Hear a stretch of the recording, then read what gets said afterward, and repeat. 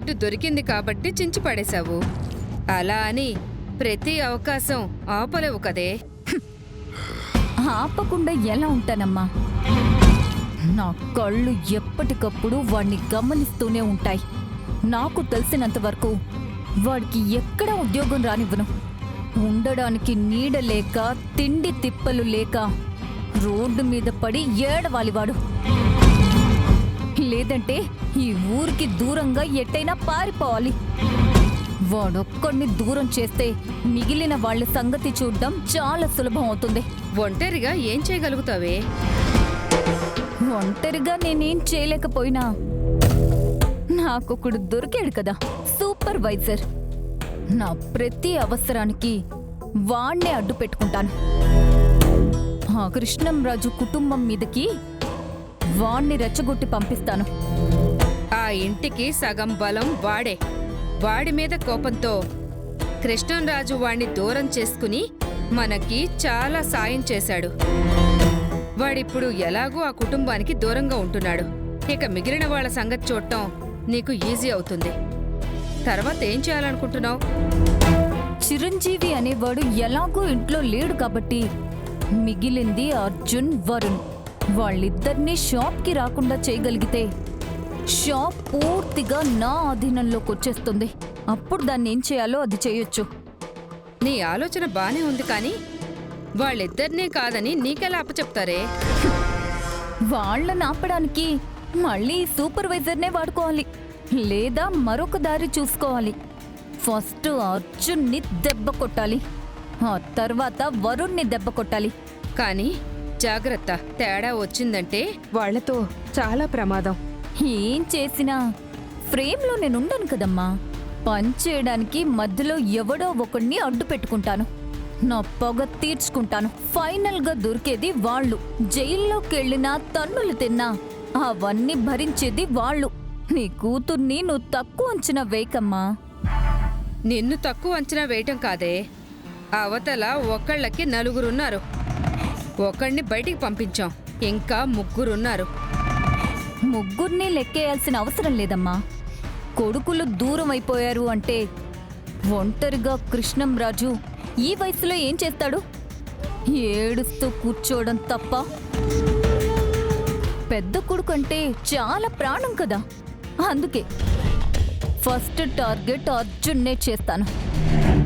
వాణ్ణి దూరం చేస్తే కృష్ణంరాజు సగం చేస్తాడు. ఆ రెండో వాణ్ణి కూడా దూరం చేస్తే పూర్తిగా చేస్తాడు.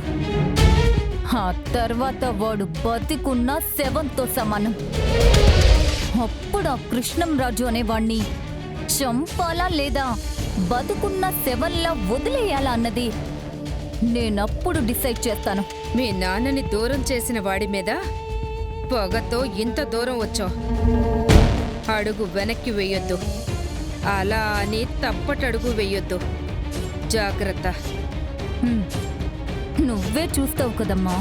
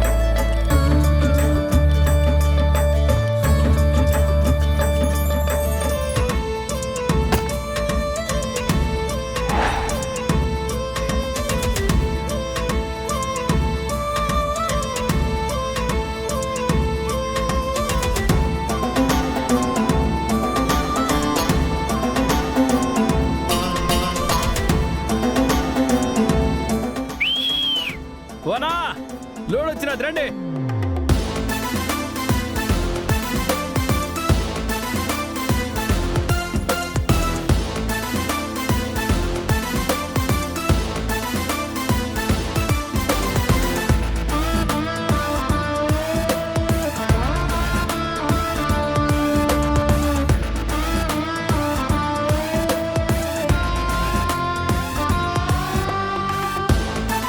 ఏంటి మళ్ళీ వచ్చాడు వీడు? అసలు ఏం చేస్తున్నాడు వీడు?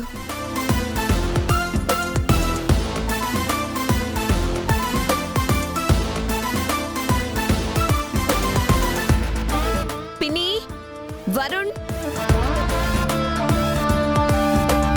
పిన్ని, వరుణ్.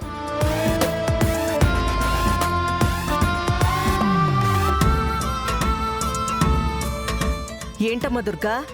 ఒక్కసారి అది చూడండి పిన్ని.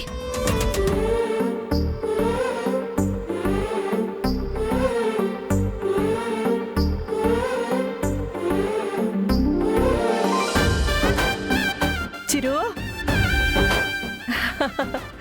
చిరు, అత్త, ఎప్పుడొచ్చినావురా? ఏంట్రా ఇదంతా? ఈ కర్రలు, ఈ గడ్డి, ఇవన్నీ ఎందుకురా? ఏం లేదత్త, చిన్న పని ఉండదులే. చిన్న పనుండదా?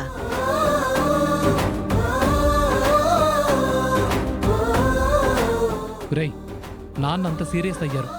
మళ్ళీ మీ ఇద్దరు వచ్చారంటే ఆయన ఎలా రియాక్ట్ అవుతాడో ఆలోచించావా? ఆ, ఎట్టుండారా మీరు?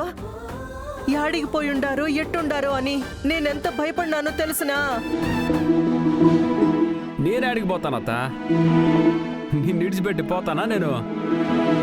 నిన్ను చూడకుండా ఎట్టా ఉంటాను చెప్పు? నాకు తెలుసురా, నన్ను చూడకుండా నువ్వు ఉండలేవని. ఎట్టయినా వస్తావనుకున్నాను కానీ ఏంది ఇదంతా? ఏముండదే, మీ అన్న ఏం చెప్పినాడు? ఇంట్లోకి రాబన్లా మాట తప్పినాడు కాబట్టి బయటికి పోవాలని చెప్పినాడు.